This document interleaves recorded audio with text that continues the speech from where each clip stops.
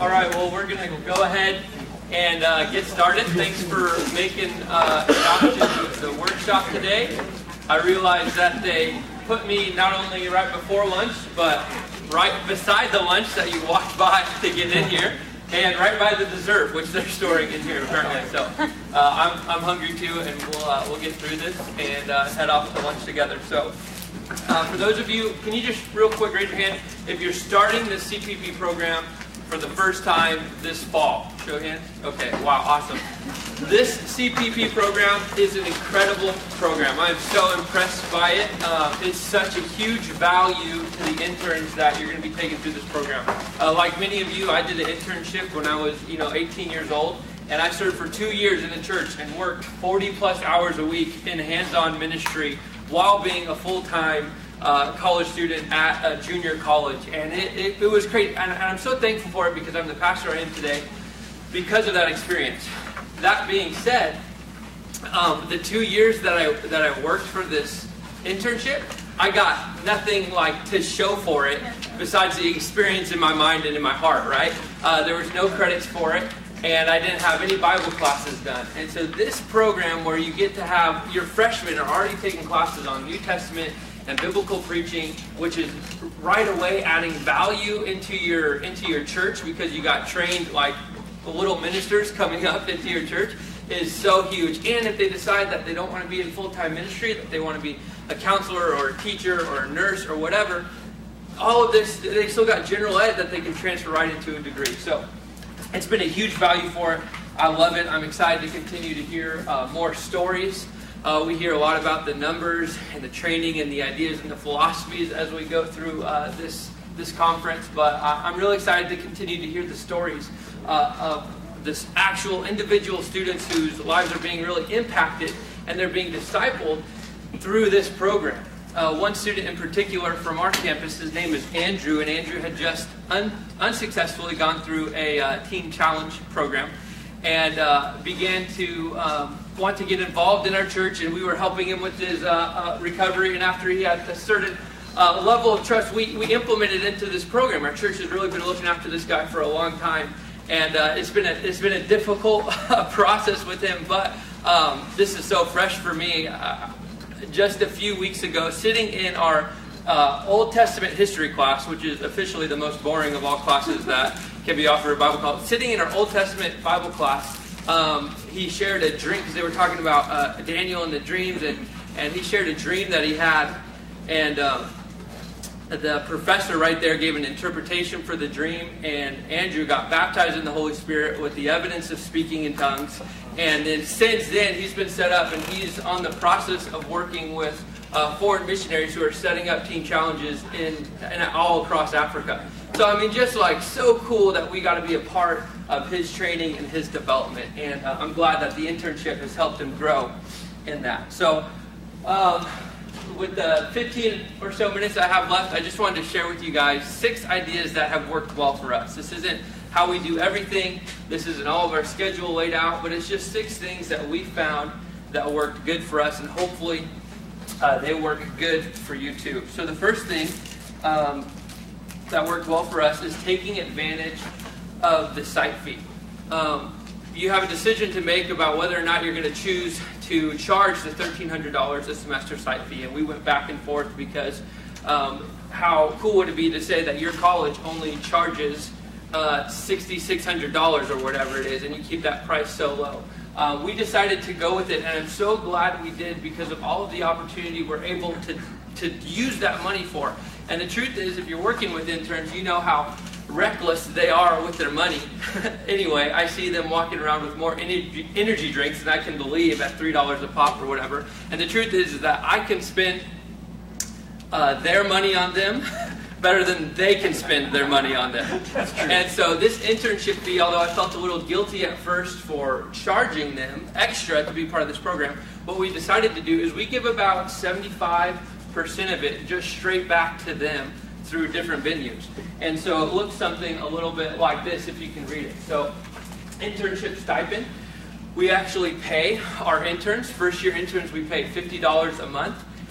Second year interns $100, and if our program continues to third and fourth year interns, we'll up that $50 each time which will mean the other things will have to take a cut somehow. And for us, this has been a huge help, because in seasons where we are requiring extra from them for the church's sake, more than just the education requirement, we're also like paying you. And so that just helps us have a little bit more authority in what's going on in their lives. And also, I don't want them to have the excuse of, I can't go to that event because I don't have gas money.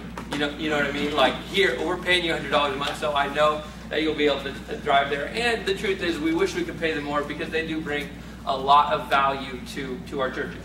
So intern stipend, intern professional, this breaks down to about $40 a month per student. And that's just me taking them out to lunch for our coaching times, or my wife taking the women out to lunch, or the different ministry supervisors taking them out. I also like to save that money up and then surprise them every now and then by like taking them out to a really nice dinner. Or this month, we're saving up, and they don't know, but we're taking them all out to the new Batman vs. Superman movie midnight premiere. So it will be a fun night. Intern trips, so things like youth convention, fine arts, or saving it for a smaller mission trip with the team. Intern Christmas bonus, just $100 we save per intern just to bless them in that season. Future intern fund and scholarships. This is kind of like the miscellaneous kind of catch-all. Like, one of our interns didn't have a laptop, and he was going around to different church stations to try and do all of his homework and really struggling in school. So we just bought him a $300 Chromebook and had the funds to do that, because we have our scholarship fund right there. So this will go for students who can't afford anything, or they need a little help at different times, and that's been really helpful for us. And then the last one, compensation for director. My church has been blessed me by kicking back some of the extra work, because I'm a full-time youth pastor that inherited an internship that then became this big program. And so they've been able to bless me by doing that. So the first thing I would say to do as you start this intern program is to take advantage of the site fee and use it really wisely. You'll spend it better on them than they would on themselves. The next thing is to implement holistic development. Most of my ideas and most of my internship that I do, I've ripped off from Canyon Creek. And so if you go on the Canyon Creek website, you'll see their packet looks a lot like my packet, because I've ripped a lot of stuff off from them. And one of the things, Chris, you shared at your last workshop just a little bit ago is this holistic development and all the coaching in different areas. And we do something really similar.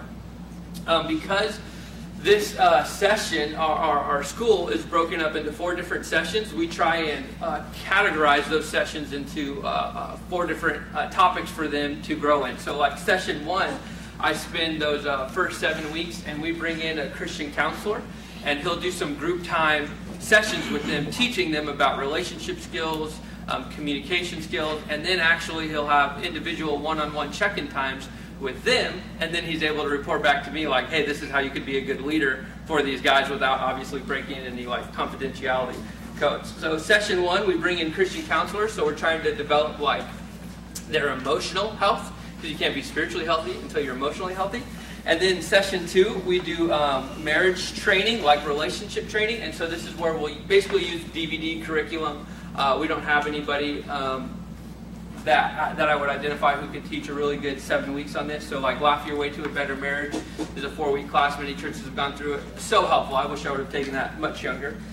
Session 3 is Financial Peace University, and that costs about $100 a student. If you call them, they'll give you your church intern discount for $99 instead of $100 and whatever. And we just use that internship scholarship fund or the future intern fund for that, and that was really helpful. And if you haven't been through Financial Peace, basically everyone who goes through it wishes they had taken it when they were 19 years old.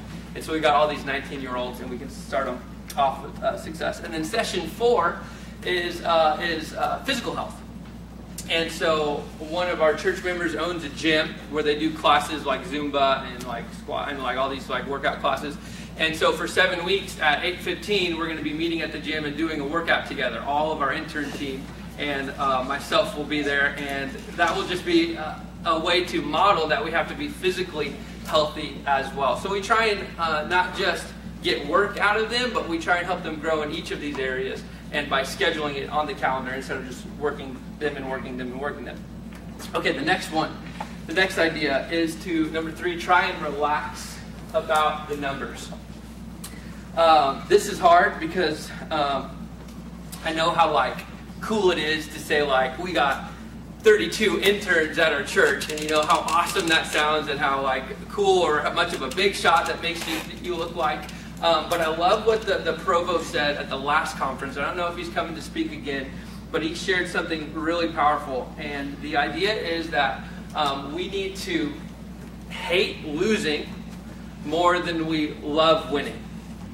We need to hate losing more than we love winning. So when you got these people who you're not quite sure if they're a good fit, but you really want them in your program because you need at least 7 or you need at least 5 or whatever, if they're not a good fit and they're going to drop out 6 months later or 3 months later or only do 1 year and then stop, we should really hate losing one a lot more than we should like gaining one into our program.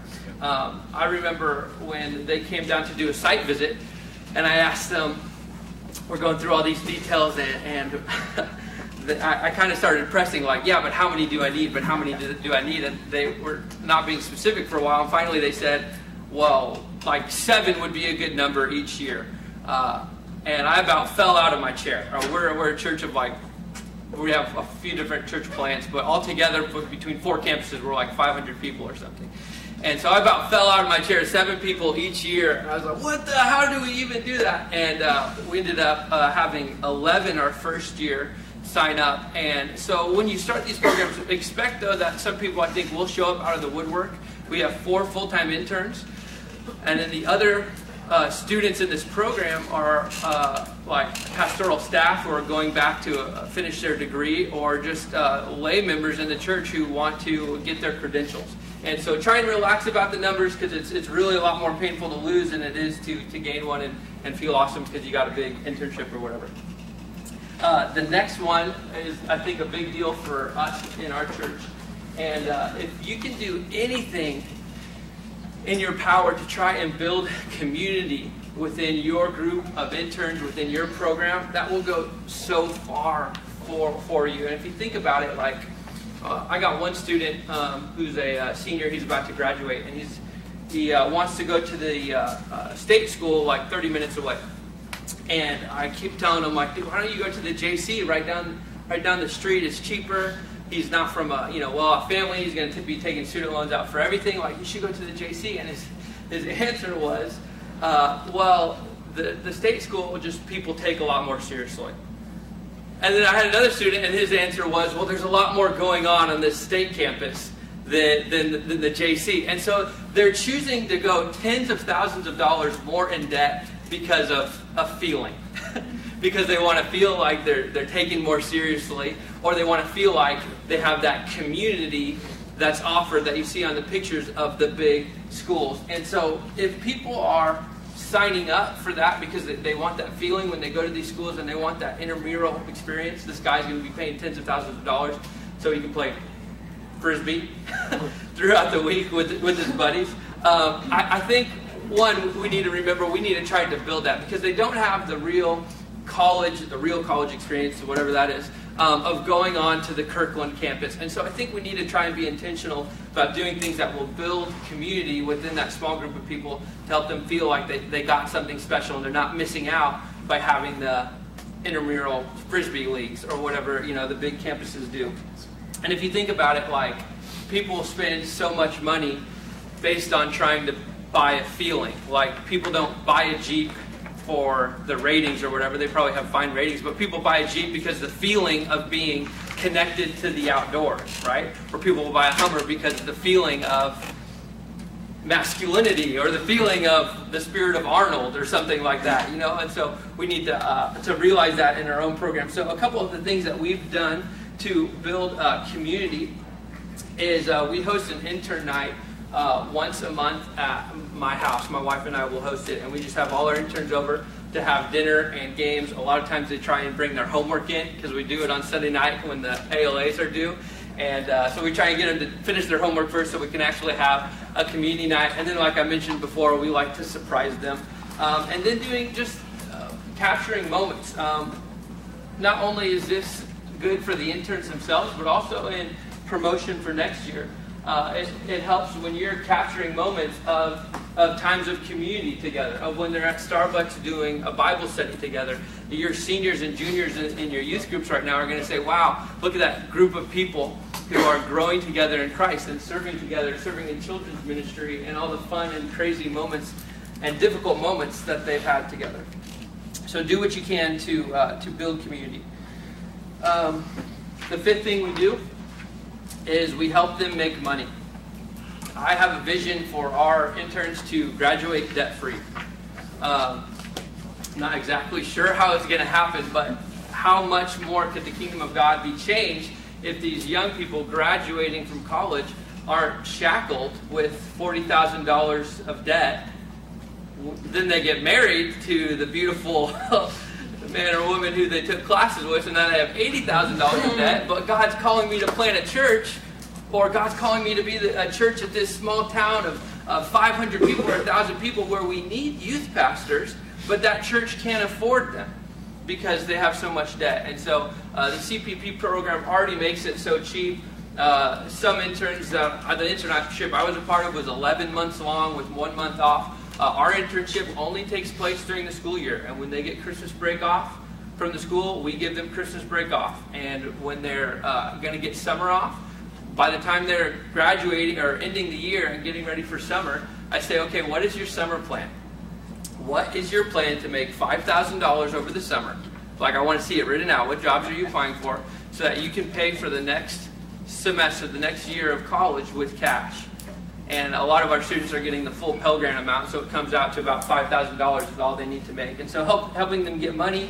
If you're a leader in your church, you probably have some connections of people who own businesses, or like the TNT company that our youth ministry does a fireworks booth. They always need tips, and they always need trustworthy tips. And our interns are hopefully trustworthy, so we have a relationship there where we're helping them try and graduate debt-free. So what's your $5,000 plan to make money for the summer? The last one is partnering with other ministries. It's been a huge, huge idea that's been so helpful for us. And I was resistant to it at first because the internship I came from, again, was only youth ministry for 2 years. And this idea of starting broad and going specific has been really helpful, if not just for the only reason that like how the worship pastor talks to the interns, how he leads them, and he says like, hey, you know what? For these next 7 weeks, I'm just really about your heart. I'm just really about you transforming into the image of Christ. And that's how he starts every session with their interns. And that is so wonderful. And I would never, ever start it like that. And maybe that's wrong of me. You know, maybe I'm more task-oriented and I get, okay, this is what we're going to accomplish. And it's so good for them to be hearing different voices of leadership. And so I'm not like super organizational. But when they get to intern through the children's ministry program and she's got like binders of curriculum and all this stuff, like that's so good for someone who is organizationally minded. They're going to thrive under that. And they're going to see, oh, this is how a good leader of this personality type functions. And so as much as you can, try and get them involved in different ministries. I feel like I'm lucky because our senior pastor is all about developing leaders to the point of like, that is everybody's main job description. No matter what ministry you're in, your job is developing leaders. And he realizes that that's going to take more time. So if you're implementing this into your church for the first time, you can't just like walk up to your children's pastor and say, oh, you're going to have an intern now, because that's going to be more work for them. And so you got to make sure there's the communication there, but hopefully there's support from your senior leadership to say, this is a priority, this is something you need to give hours to develop into these interns. So connecting them with the different ministry supervisors. So we have a few minutes left, and that was all 6 of my ideas. That's all I got. And so if there's any questions. For your, I love the number 4, building community. Through the intern nights that you have once a month, are those required for them to be there? And if so, or outside events that you require them to be there, how they respond to that with their work? So I've had some frustration with that because I try and make them so awesome that they want to be there. But I got one intern in particular who's doing a great job. I'm super proud of him. He's working all the time to try and graduate debt-free. And so at first I was calling them mandatory. They were mandatory and you had to be there, and then he didn't show up. And so what do I do if I said it was mandatory and he didn't show up? So I've stopped calling them mandatory because I'm not going to fire them if they don't show up to a dinner. But I do say, like, I really want you there, and I want you to want to be there. Let's try and find the best scheduling for it. And as soon as I opened it up to their boyfriends and girlfriends, then all of a sudden they could really make it there. So that helped a lot. Yeah. Is there any way we could get either this whole deck or at least that slide with how you break down the site fee? Yeah, sure. I can just send me an email. My email Why is... don't you send it to Carrie and we'll post it? Okay. Unless you'd rather it not be posted. No, that's totally fine. Okay. And just in case for anything else, my email is just my name, Kyle@Chalko.com. You can email me any other questions. Yeah. When you say that you pay the interns, how do you guys handle that, like a check or is that cash? How does that work? Yeah, we just pay them a check stipend like you would pay an honorarium for a missionary who came to speak at your church. Yeah. How many hours, this is going to be our first year. Yeah. How does that work as far as how much time does it take to be in the program and to complete it? How does that work? Yeah. Let me show you, oh, I don't know if that's it.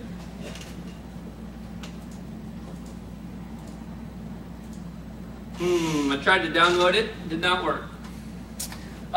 We have them about 20 hours a week serving in practicum ministry. So it would look like this. Monday and Thursday from 9 to 12 are study hall. And then they can go home and do study hall on their own. And then Tuesday and Wednesday are full ministry days. So that's 9 to 4:30. And then there's band practice on Tuesday night and youth ministry on Wednesday night. And so 9 to 4:30 and then the evening times. But then every day from 8:30 to 9, Monday through Thursday, they're doing devotions. So the whole church gets there at 9, but they get there at 8:30 to do devotions, and I join them periodically sometimes. And then Sunday mornings is pretty much 8 to noon. So I don't count service times as work hours. I count that as volunteer hours. Because myself as a youth pastor, if I'm asking adults who are busier than I, more kids than I, more pets than I, and I ask them to volunteer at my youth ministry after all of that, I should count that as volunteer time for me too. So my hours that I work, my 40 hours a week, I don't count youth ministry hours or for Wednesday night service, and so I model the same thing for them. You said that that you have a certain amount of interns and you have some others that are like lay people or pastors. Do they follow the same schedule or is it a little different for them? Yeah, so the pastors are not part of the intern program, Okay. but they are set up to get practicum credit. And so I just still oversee, and they turn their weekly journals into me, but they don't have to follow this schedule at all. So What about the lay people? Same thing? the lay people sometimes are just taking classes and not getting practicum credit. They just are interested in just getting the education requirement for their credentialing. So they're not trying to get a bachelor's degree, so they're not even interested in the practicum credit. Gotcha. You said with the other pastors, they're turning in a journal or something. Is that what they're? Yeah, so part of getting the practicum credit is that you have to fill out a weekly journal, which is like, what are you learning this week? Okay. And so the pastors would still have to do that. And there's like a learning or a personal development plan project they have to do, which isn't really a big deal. Yeah. That is due at the end. So And that's what you have set up for your, I mean, that's how you defined it, right? Was the weekly journal, or did you take that the from weekly journal is Northwest? part of the Northwest University practicum requirement. Okay.